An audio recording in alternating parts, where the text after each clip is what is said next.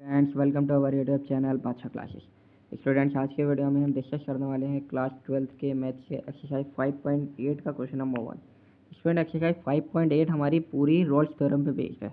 अभी फ्रेंड्स, सबसे पहले तो हम ये देखते हैं रोल्स थ्योरम हमारी क्या कहती है। तो देखते हैं, देखो इस तरीके से हमारी एक ग्राफ बना लेते हैं। ये हमारी एक्स एक्सिस है, ठीक है। ये हमारी वाई एक्सिस है, ठीक है। इससे ऊपर वाली कौन सी होती है? पॉजिटिव वैल्यू की होती है, ठीक है। इससे नीचे वाली कैसी होती है? नेगेटिव वैल्यू की होती है। इधर वाली पॉजिटिव होती हैं एक्स एक्सिस पे, इधर वाली नेगेटिव होती है एक्स एक्सिस में, ठीक है स्टूडेंट्स। तो रोल्स थ्योरम हमारी ये कहती है हर क्वेश्चन में हमें कोई ना कोई इंटरवल दिया गया होगा। तो वो इंटरवल जैसे मान लो हमारे पास है -2 के 2। तो रोल्स थ्योरम हमारी ये कहती है कि -2 ये जो ये वाली वैल्यू है यानी कि नेगेटिव वाली है, ठीक है, इधर आएगी नेगेटिव में, ठीक है। और जो पॉजिटिव वाली है वो इधर आएगी। तो रोल्स थ्योरम ये कहती है कि इसके बीच में कोई ऐसा जो हम डिफ्रेंशिएट करके जो हमारी वैल्यू आएगी, जो हम हमारे पास तो जो फंक्शन दिया गया होगा उस फंक्शन को हम डिफ्रेंशिएट करेंगे। फंक्शन को डिफ्रेंशिएट करेंगे उसे सी मान के या फिर कुछ और भी मान सकते हैं हम। तो उसे लेट अस कंसिडर करके हमारी जो वैल्यू आएगी वो इन दोनों के बीच में लाई करेगी। इन दोनों के बीच का मतलब यह है इन दोनों क्वाड्रेंट के बीच में लाई करेगी -2, 2 के, ठीक है फ्रेंड्स। तो क्वेश्चन नंबर 1 हम करके देखते हैं। क्वेश्चन नंबर 1 है हमारा f(x) equals to h² plus 2x minus 8, x belongs to -4, 2, ठीक है स्टूडेंट। तो सबसे पहली बात तो ये हमें क्वाड्रेटिक फंक्शन दे रखा है, इसे देखते हैं हम, समझ गए ये हमारा पॉलिनोमियल है, ठीक है। Solution f(x) is a polynomial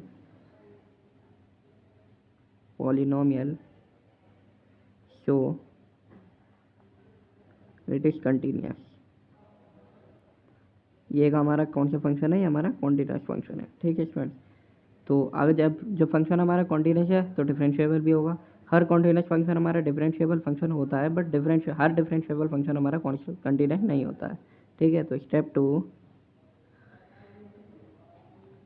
it is a differentiable function, differentiable, ठीक है स्टूडेंट्स। स्टेप 3, स्टेप 1 में तो हमारा कौन सा था कि ये फंक्शन हमारा पॉलिनोमियल है तो हमारा कंटिन्यूअस भी होगा, ठीक है। स्टेप 2 कौन सा था? ये डिफरेंशिएबल भी होगा। स्टेप 3 हम देखते हैं क्या होगा। स्टेप 3 का मतलब ये है कि हमारे पास दो वैल्यू दे रखी है -4, -2। तो एफ ऑफ -4 इक्वल्स टू होनी चाहिए एफ ऑफ 2 के, ठीक है स्टूडेंट्स। तो अब हम चेक करते हैं, देखो एफ ऑफ -4 यानी कि यहाँ पे एक्स की वैल्यू पे हम -4 पुट करेंगे। एक्स की वैल्यू पर अगर मैं -4 पुट करूँगा तो -4 का होल स्क्वायर प्लस 2 इंटू -4 -8, ठीक है स्टूडेंट। तो एफ ऑफ -4 इक्वल्स टू 16 -8, 2 4 8 -8, ठीक है स्टूडेंट्स। तो एफ ऑफ -4 इक्वल्स टू 16, ये माइनस माइनस प्लस हो जाएगा बट साइन माइनस का आएगा तो -16 हो जाएगा, ठीक है स्टूडेंट्स। तो एफ ऑफ -4 मेरा क्या आ जाएगा? एफ ऑफ -4 मेरा आ जाएगा 0, ठीक है स्टूडेंट्स। हमने एफ ऑफ -4 तो देख लिया, अब हमें इक्वल किसके करना था? एफ ऑफ 2 के। तो अब मैं एफ एक्स की जगह पे क्या रखूँगा? 2 रखूँगा, ठीक है।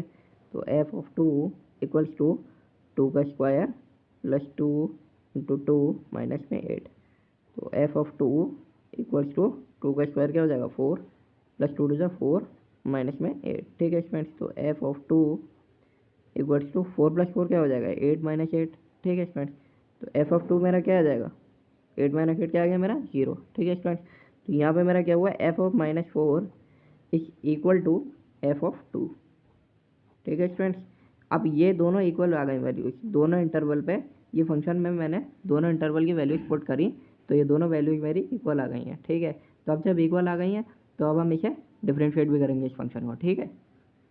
तो स्टूडेंट्स, अब जब हमारी एफ ऑफ -4 हमारी एफ ऑफ 2 के इक्वल आ गई है तो अब हम बीच में से एक पॉइंट कंसिडर करेंगे। Let us consider